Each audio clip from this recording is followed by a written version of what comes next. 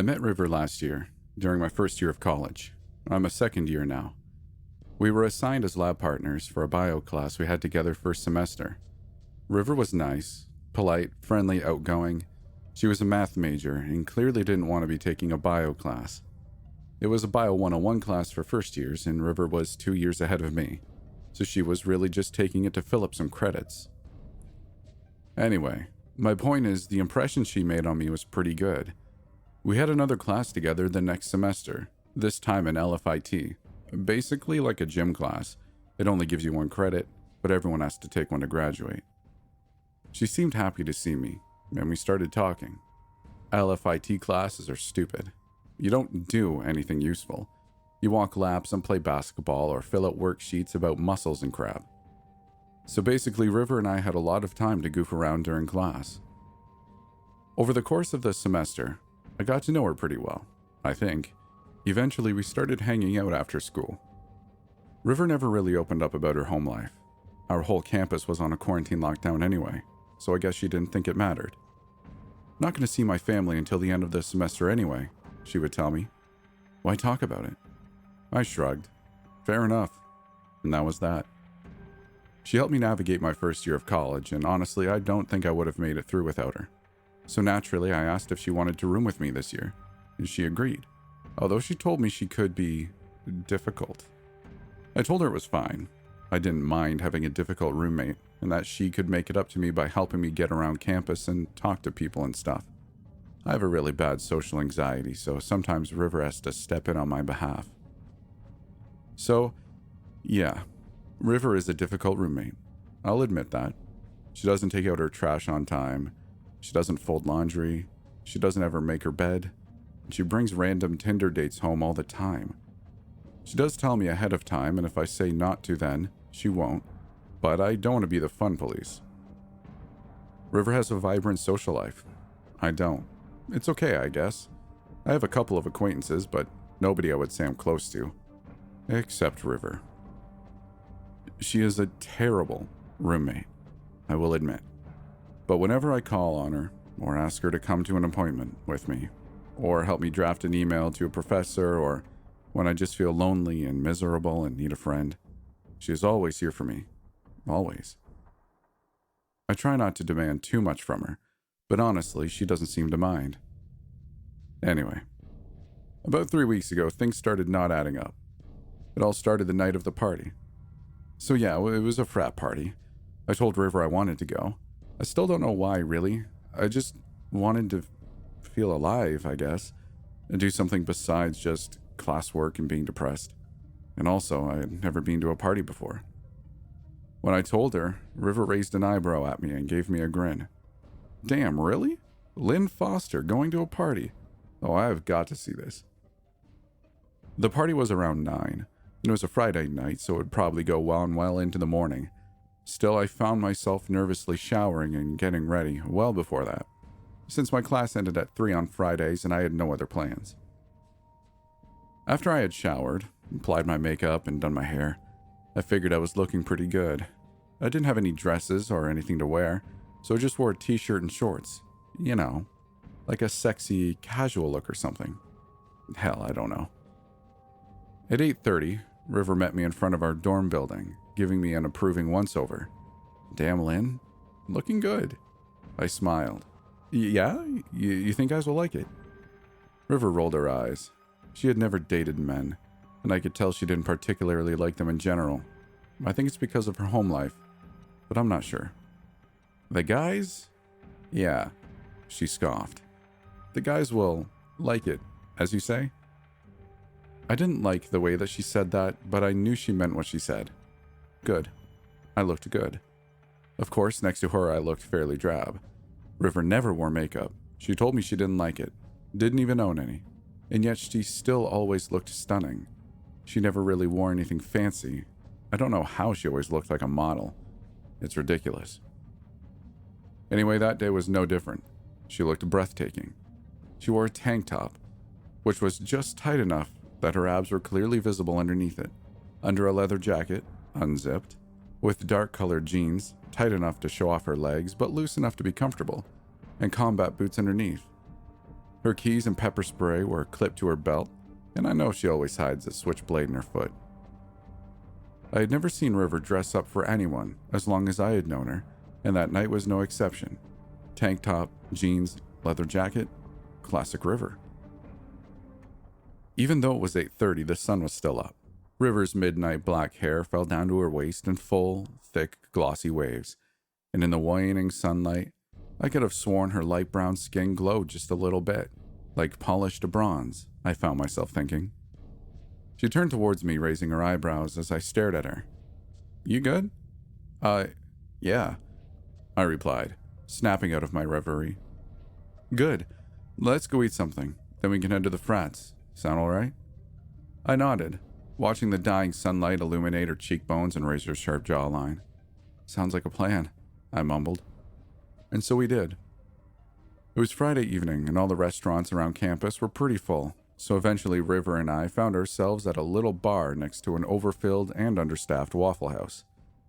"Looks like if we want food, this is where we're going to have to get it," she told me apologetically. I sighed, following her into the bar, which seemed suspiciously empty. I wanted us to go sit in the corner by ourselves, but River walked straight up to the bar. To my surprise, she ordered normal food and water instead of alcohol. I sat next to her, tentatively ordering some generic burger with fries. The bartender walked into the back to get stuff, and we were left alone. Well, besides the other few people in the bar, I guess. "You didn't want a drink?" I asked her. "I don't drink at parties," she told me simply. Isn't that the entire point?" River chuckled. "I don't go to parties in general. If I want to have a good time, I hang out with a friend or open up Tinder. Why do you, of all people, want to go to one?" I sighed, shrugging. "Tired of being alone, I guess." River shook her head as the bartender returned with 2 plates before going to tend to another customer. "You're not alone, Lynn. And there are better ways to do this, you know. Better ways to have a fun night. You don't have to go to a frat party and get wasted." I knew that, of course, but I wanted to do this. I felt like I had to. I mean, it's part of the college experience, right?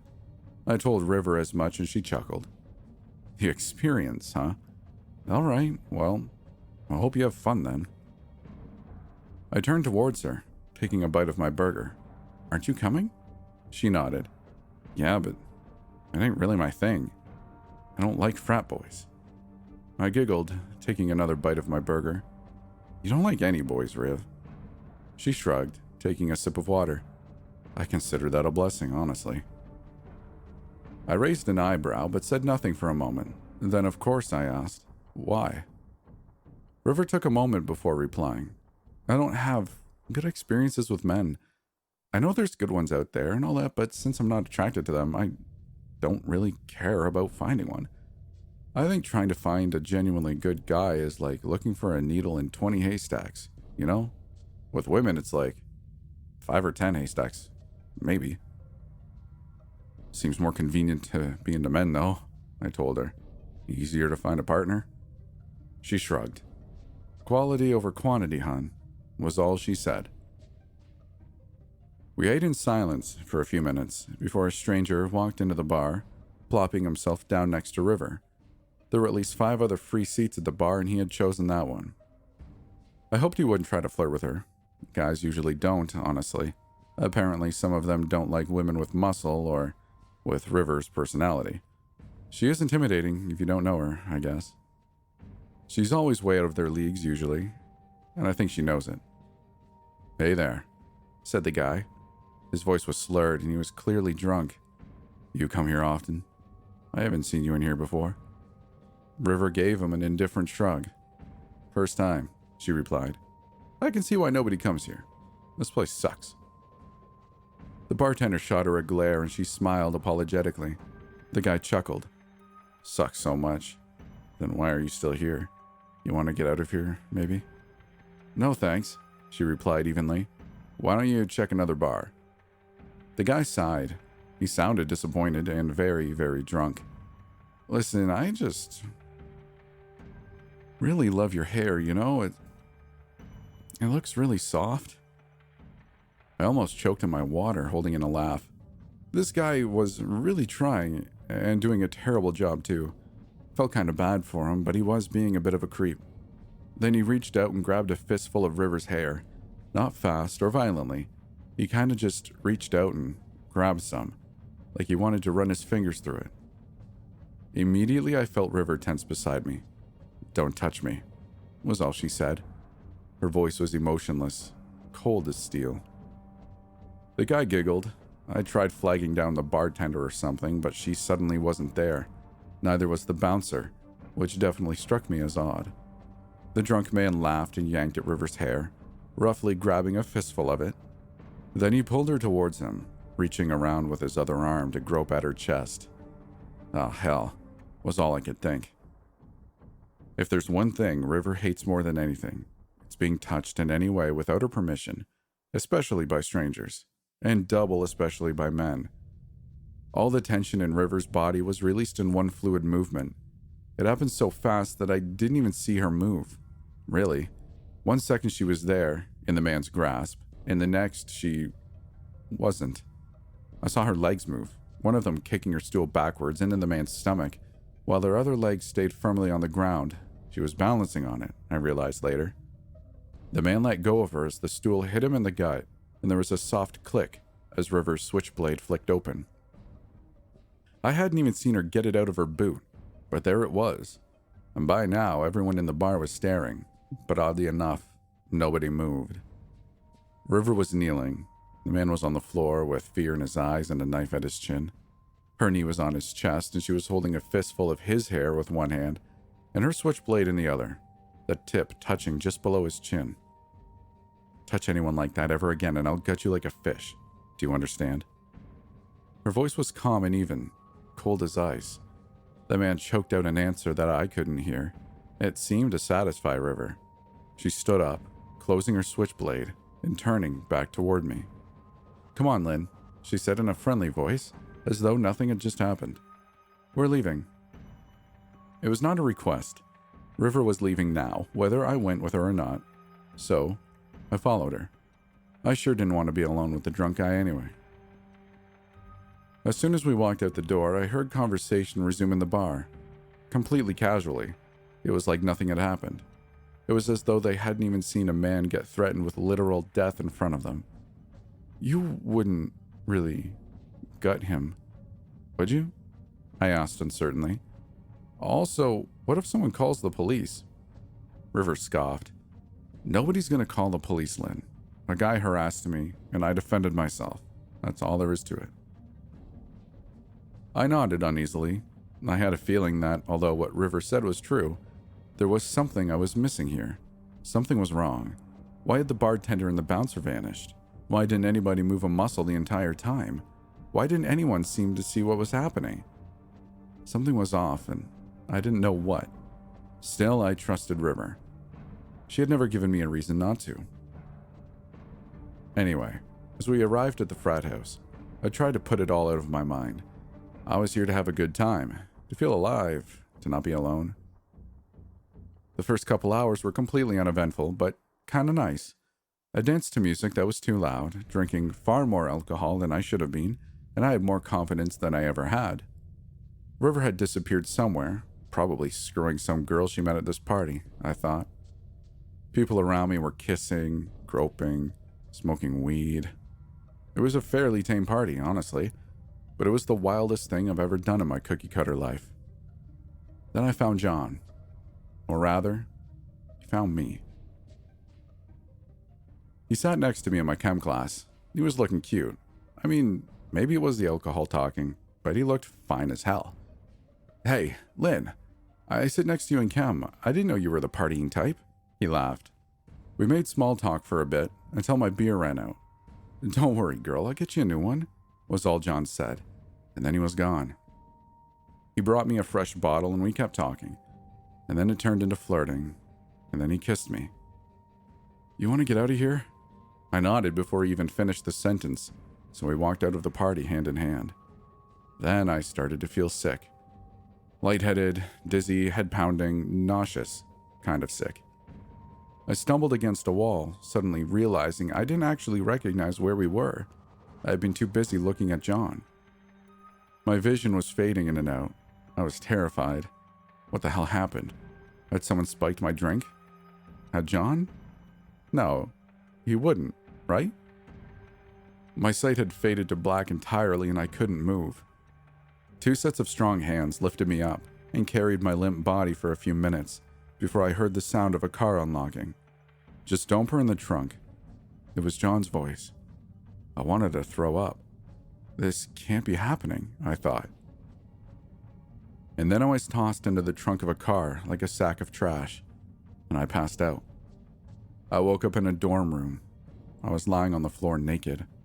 I didn't recognize the beds or the furniture, but I knew I was at least still on campus. Looking around groggily, I tried to find my clothes and failed. I have to call the police, I thought. I have to find my phone.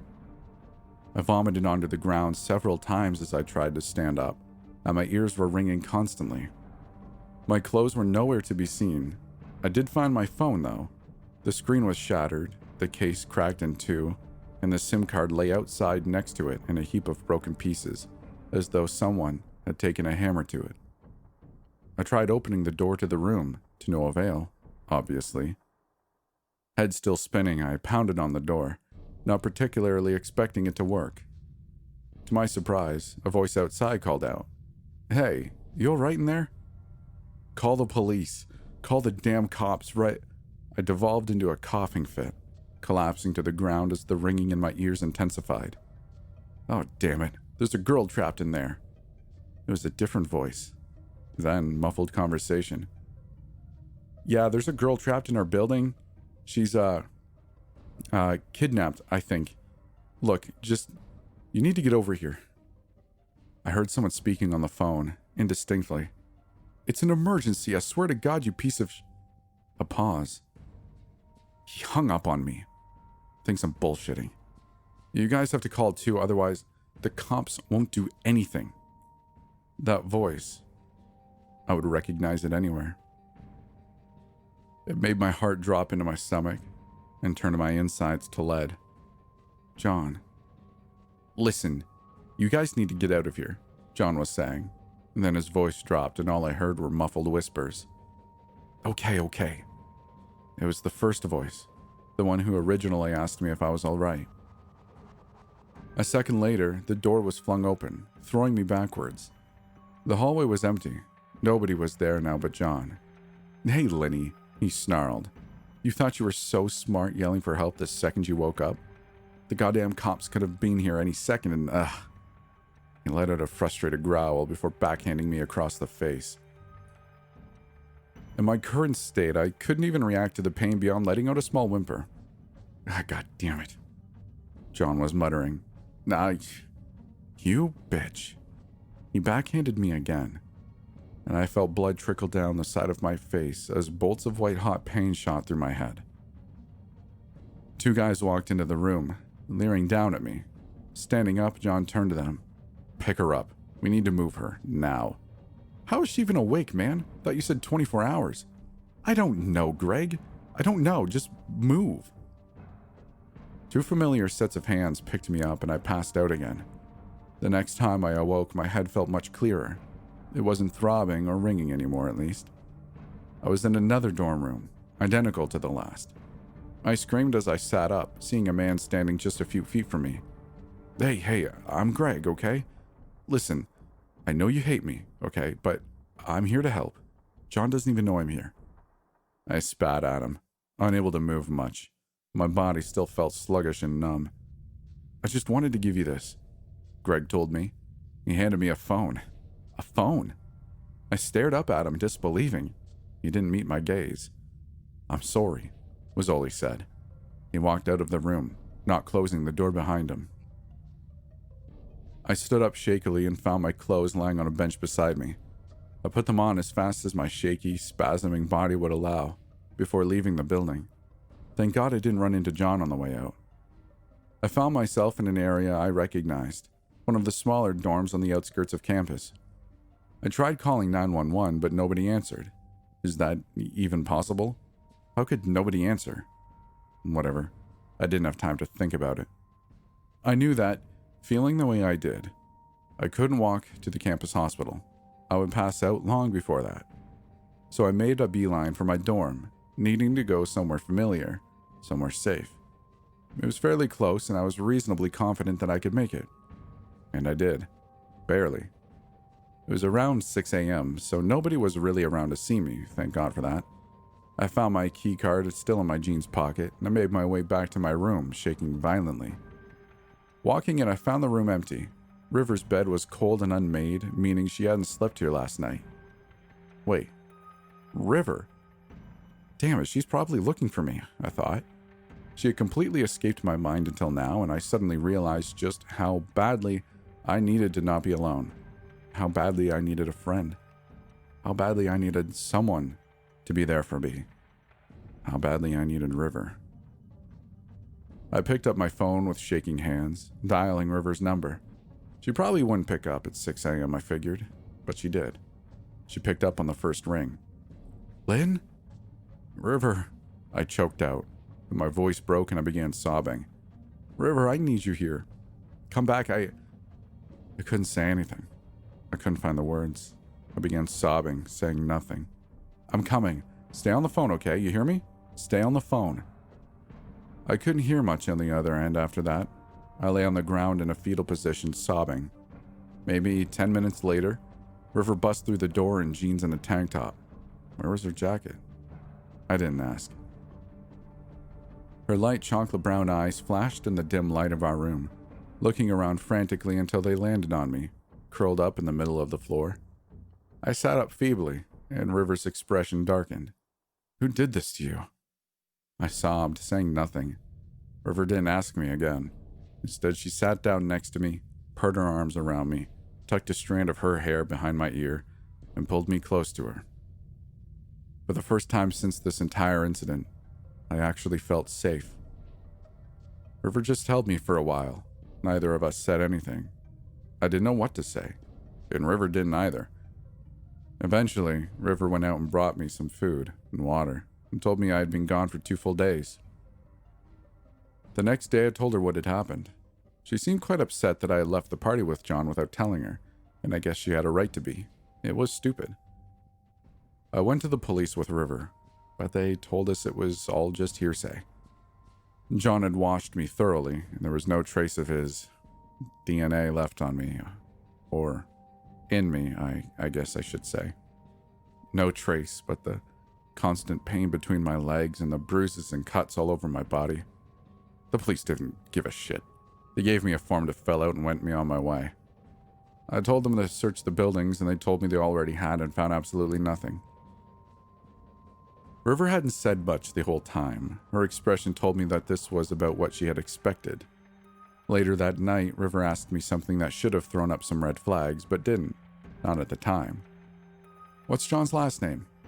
Smythe, I replied. Okay. That was it. Okay. That was all she said. The next day, that was when it got weird. That's when people started dying. Gerald Zeno was the first. A suicide, the school paper said. Normal enough. College students commit suicide all the time. Nothing super noteworthy, I guess. That's messed up, I remember thinking, without giving it any more thought. Until I saw the picture above the short article. It was the guy that harassed River in the bar the other night. I was sure of it. He looked better dressed and better groomed, but it was definitely him in the picture. I didn't draw the connection. Not then. Weird coincidence, I thought. Skimming the article, I noted that it said he had leapt off the roof of one of the taller dorm buildings, that his neck and spine had been fractured or shattered in several places, killing him instantly. However, the thing they couldn't explain was how his stomach got sliced open during the fall. Maybe he hit a metal beam. Maybe he hit a tree or something. Whatever the case, his stomach was sliced open, and his intestines and entrails were splayed out all around him, splattering everywhere when he landed. It looked like he had been gutted. That was the gist, anyway. But the paper would never write that. Our school could never write that. They never wrote anything as graphic as that. And how could they rule it a suicide if the man had literally been gutted? Wait. Gutted? I should have put this together earlier, I thought. If you ever touch anyone like that ever again, I'll gut you like a fish. But, But there was no way, right? River? River couldn't do this, right? I asked other people about the article and the suicide that day, and some people agreed it was weird, but nobody seemed to see it as just wrong. A man was gutted by a tree branch or a metal beam? Seriously? Nobody seemed to give a shit. And the school paper had literally printed this graphic, gory description. None of this made any sense. And they found another body the next day. Greg Simmons, they said the name was. As soon as I read Greg, I knew what I was going to see. Yep. The picture was definitely the guy who gave me the phone and helped me escape from John. He was found hanged in his apartment, the article said. His stomach was sliced open, his intestines removed entirely. Apparently, the wall behind him also said, "I'm so sorry," scrawled in his own blood. As for what he was hanged with, it wasn't a rope. It was his own intestines. The article concluded that it was bizarre, but ultimately said he was just a nutcase who went crazy and did it to himself. That. Nobody would buy that. But when I talked to people, nobody seemed to care. Nobody. River, for her part, was completely unfazed by the entire thing. If she really is the one doing all this, then she's damn good at hiding it. 2 suicides in 2 days? This should have been a big deal, I think. But no.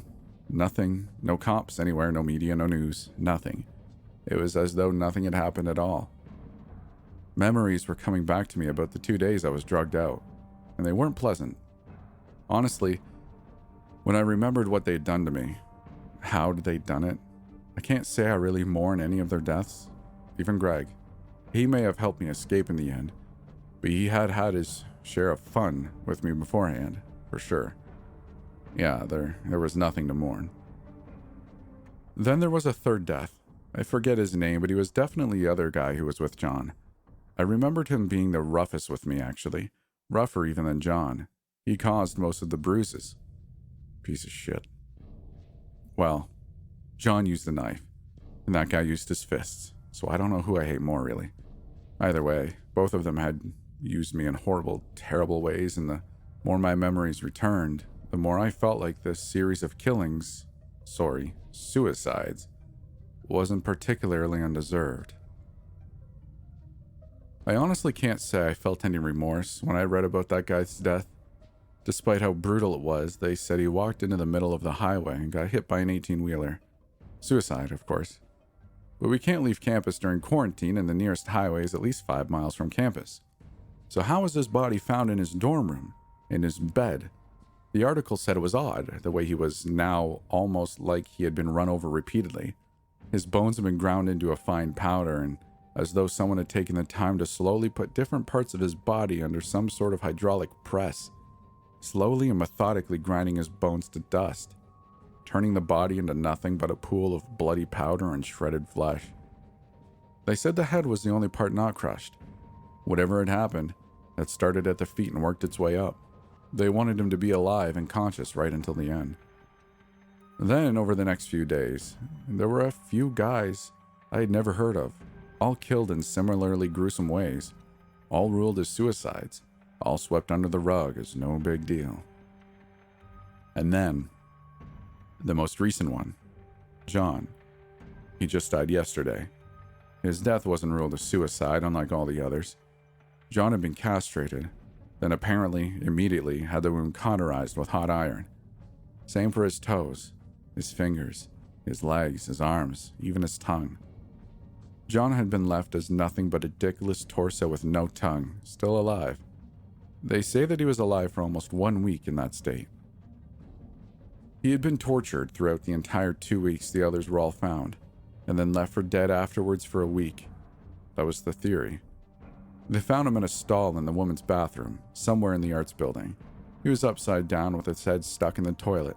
The cause of death was, at first, drowning. They found his fingers and toes later that day, all in a trash bag left outside his old dorm room with a note that simply read, "Remember to take out your trash."